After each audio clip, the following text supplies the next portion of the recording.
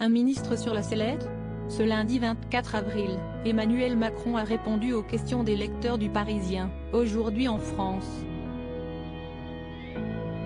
Au cours de l'échange, le chef de l'État a notamment été interrogé à propos de la transition écologique, un sujet qui, pour beaucoup, n'est pas assez traité et mis en avant dans sa politique et dans ses prises de parole. L'occasion pour nos confrères de revenir dessus dans un article paru dans les colonnes du journal ce mardi 25 avril.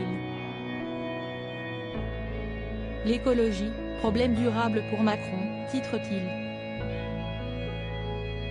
Parmi les problèmes soulevés par le journal, la présence, aux côtés du président de la République, d'un ministre de la transition écologique peu connu et très discret, voire quasi invisible. Emmanuel Macron doit aussi composer avec un ministre de l'écologie, Christophe Béchu, totalement inconnu du grand public, écrivent nos confrères.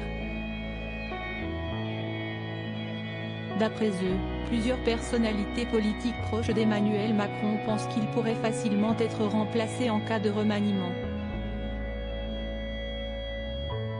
Il faudrait une figure, avance un ministre auprès du Parisien. Mais qui osera se mettre dans ce merdier-là? Hulot a asséché le job, ajoute-t-il. Découvrez les ministres du gouvernement borni. Christophe Béchu se défend face aux critiques. Ce n'est pas la première fois que Christophe Béchu est accusé d'être trop discret.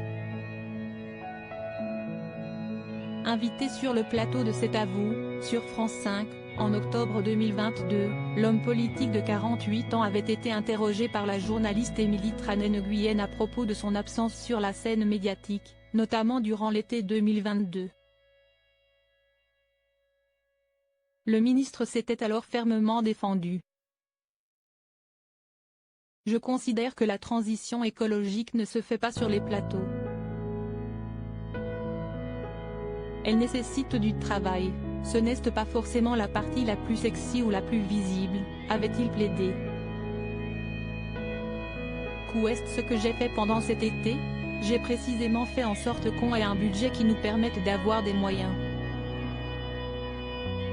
J'ai obtenu la création d'un fonds vert d'1,5 milliard d'euros pour accompagner les collectivités locales, avait-il conclu, un brin agacé. Article écrit en collaboration avec 6 médias. Crédit photo, Jacques Whitpool Best Image.